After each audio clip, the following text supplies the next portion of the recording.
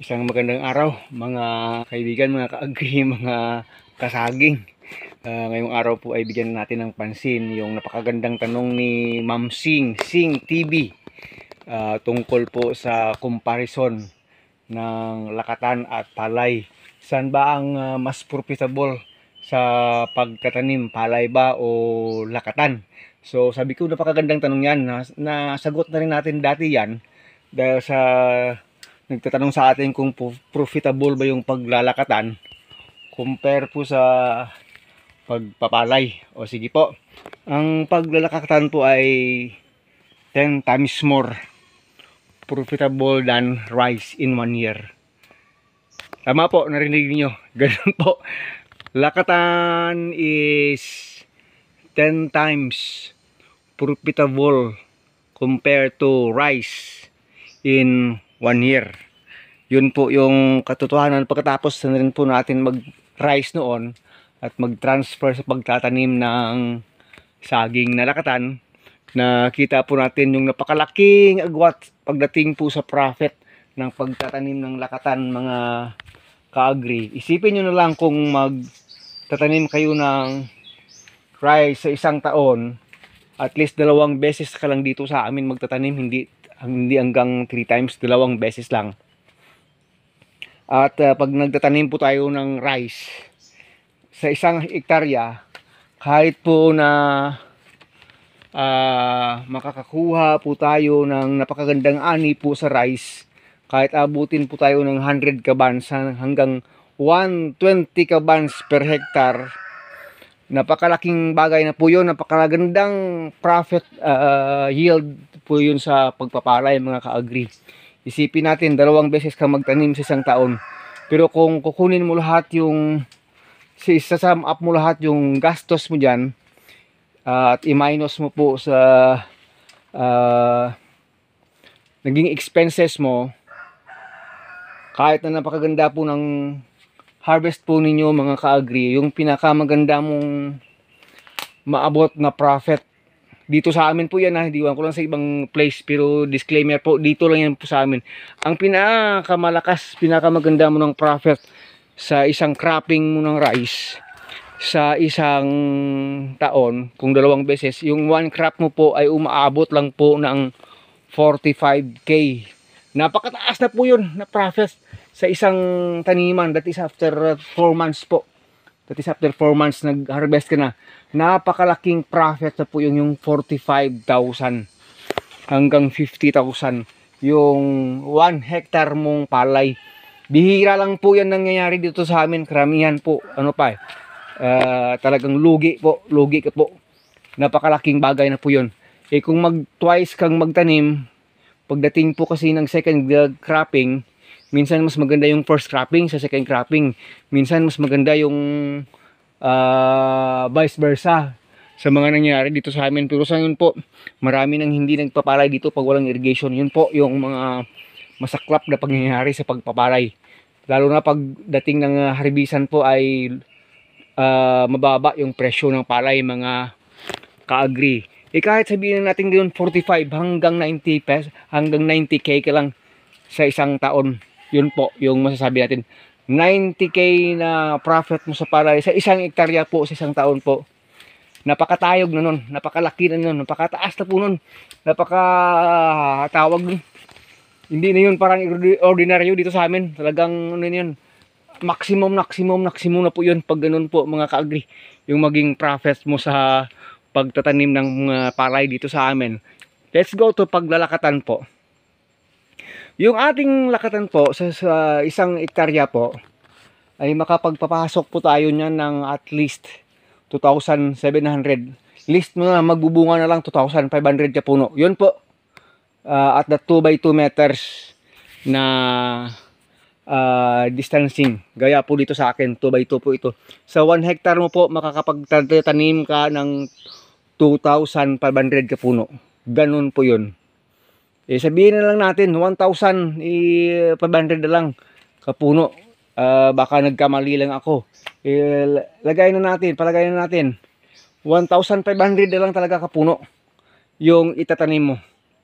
Pag ngayon po yung magagastos po namin per puno dito sa equation po nakuha natin, kasi nga bulk dati tayo nagtatanim. Dati po yung isang puno mula sa kanyang form, binili mo, abono mo, gastos mo sa labor, pabutas, patanim, lahat-lahat hanggang magbunga po. Pwede ka noon makapaggastos ng 80 pesos to 90 pesos. That was 8 years ago, 10 years ago, mga ka-agri. Pero sa ngayon, sinasabi ko sa inyo na ngayon ay pataas na. Pwede ka nang abutin ng 120 pesos hanggang maximum na natin, isang puno, makakapaggastos ka po ng 150 pesos per puno po. Pero ang hindi po pwedeng matatawaran na presyo dito sa amin sa ngayon, 65 pesos per kilo sa hilaw pa lang po yun. Yun po, pag pumunta ka ng farm ng tao, farm gate price 60. Pero pag yun ay nailabas niya ng kanyang farm, 65 po. Yun po yung presyohan ngayon. Kakabenta lang natin sa bayan, 65 kinuha sa atin. Kasi tayo na nagdala doon. Pero pati yung pamasahe natin, binayaran nila. Pero nag-labor na tayo, pupunta doon, 65 pesos po. Yun po nangyari ngayong umaga. Nagdala lang po tayo doon ng mga around 100 kilos. Yun po nangyari. Akalaan nyo na naman po, pag ang lakatan ay binigyan nyo ng pansin, ma-harvest mo po siya sa loob ng 10 months hanggang 1 year and a half. Kasi hindi po yan magsasabay-sabay magbubunga. Ma-harvest mo pa po sa ganoong haba ng expanse ng time. Kasi po, after 10 months ka palang posibleng mag-harvest nito.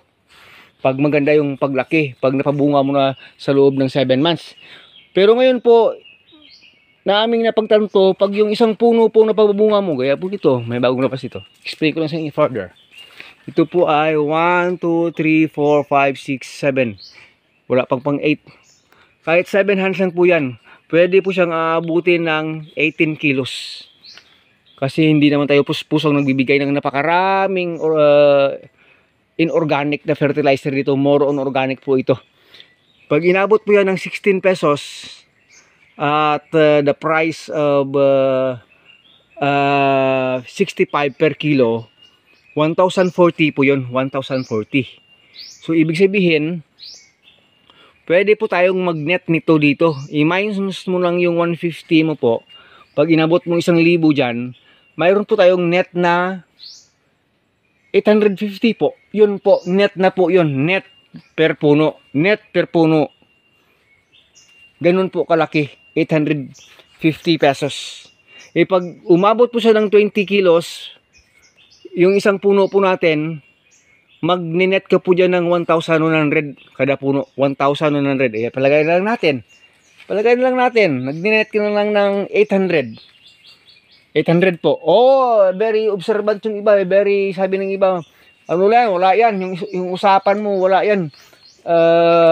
Kwentong kutsiro palagay na lang po natin 500 pesos po yung net, kasi yan po yung net na nakuha natin sa paglalakatan noong 10 years ago. Nakapag net po tayo per puno ng 500 pesos. Pero ngayon pwede na naming mag net ng nakapag net po tayo ng 1,000 nung 2 linggong ng kalipas kay Ma'am Cheryl. Nagbenta siya ng 6 na puno, 6,000 plus yung ano niya, yung nabayad sa kanya. Ibig sabihin yun yung gross income niya. Pero i-minus mo dun yung yung mga expenses per puno, aabutin ka po talaga malapit-lapit na rin 6,000. Kasi sobrang 6,000 po kasi magni-net pa rin siya ng mga 900 pesos. Malapit 1,000 pa rin mga ka-agri yung net niya per puno. Sinabi ko na nga sa inyo, balik kayo ng 500 pesos kung ayaw nyo maniwala. Pag nakatanim po kayo nito sa inyong taniman sa loob ng inyong 1 hektarya ng 2,000 na lang kapuno, kasi sabi ko sa inyo, totoo po yun, nakapagtanim po tayo nito 2 by 2 meters, 2,500 kapuno hanggang 2,007 kapuno sa 1 hektarya. Sabihin na lang natin, nakapagtanim po kayo ng 2,500 sa 1 hektarya nito yung mga ka-agri. Baka sabihin nyo lang, puro na tayo kwento kutsiro dito. Baka hindi na talaga kayo maniniwala. Magbubunga na lang po doon. 2,000 kapuno na lang. 2,000 kapuno na lang mga ka-agri ang magbubunga. Yung 500 hindi pa nagbubunga yun. Wala pa yun. Huwag mo nang bilangin yun. Nag-net ka na lang ng 500 pesos per puno. Alam nyo naman kung magkano na yun. 1 M yun. isang M na net mo yun sa loob ng isang taon at 4 na buwan. Net income po yun. Ganun po ka ganun po ka ano yung pagka-counting natin. Accounting natin, ganun po ka tawag doon. Napakababa na po yun. Napakababa na po yun compare ngayon. Kasi nga, sabi ko naman sa inyo, kakabenta lang natin isang puno. Pwedeng abutin ng 1,000 yung gross. Pero sabi ko na nga sa inyo, mag-net ka na lang ng 500. Kaya it is even more than 10 times profitable than rice. Lakatan is 10 times more profitable than rice, or more than that, mga ka-agri. Dito po yan sa amin, sa bayan ng Leon, dito po sa Iloilo. Ganun po katindi. Kaya dito yung paglalakatan natin, kahit hindi masyadong maganda, puspusa nating binibigyan ng pansin po ito. Kasi dito tayo nagkakapera, mga ka-agri. Sa awa ng Lord, hindi lang ito sila babagyuin. Counting ko na, pinakamababa kong net dito kada puno, 500 pesos. 500 pesos po. Yung nakuha ko sa kahapon dyan na inibenta ko, umabot yata ng 19 kilos isang puno. Naku, kayo na lang bahala at 65. 19 times 65 nyo na lang po, mga ka-agri. Iyan kung ayaw nyo maniwala, nasa sa inyo niya. Pero sinasabi ko sa inyo, that is a proven, tested and proven na testimony po natin dito. Ito lumabas itong bunga nyo. Bilangin natin ilang buwig. Ilang hands. 1, 2, 3, 4, 5, 6, 7. 7 pa lang. Kahit 7 lang yan. Pag naabot mo ng 3 kilos yan, ako. Kahit hindi naabutin ng 3 kilos, kahit 2.5 kilos na lang yan, times mo sa 7. Eh kahit nga 2 ang 7, 14 kilos yan. Kung mag 2.5 kilos per hands pa po yan, alam niyo na kung ilang kilo pag yan po ay na-harvest. Times na lang, mababa, pababain natin 60 pesos. Aabutin pa rin ng 1,000 ang magiging net income niyan pag yan ay gumanda at lumaki, mga ka-agri. So, wag ko nang masyadong habaan, hanggang dito na lang po. Agritech Mix TV po. Masaya tayo mag-share sa inyo. Ganun po katindi ang comparison ng lakatan at ng palay. Hanggang sa muli, God bless us all. Sana po ay nakapagbigay ng encouragement. Kaya pag sa may mga lupa dyan, magtanim na po kayo ng lakatan. Wag niyo lang sabihin na lahat-lahat lang tayo magtatanim ng lakatan. Mag-study po kayo kung kumusta din sa area ninyo. Kasi napaka-profitable po talaga ng lakatan. It is a very high value crop po pagdating po dito sa amin. Baka sa inyo dyan, pareho na rin. Makapagtulong sana itong ating video. God bless us all.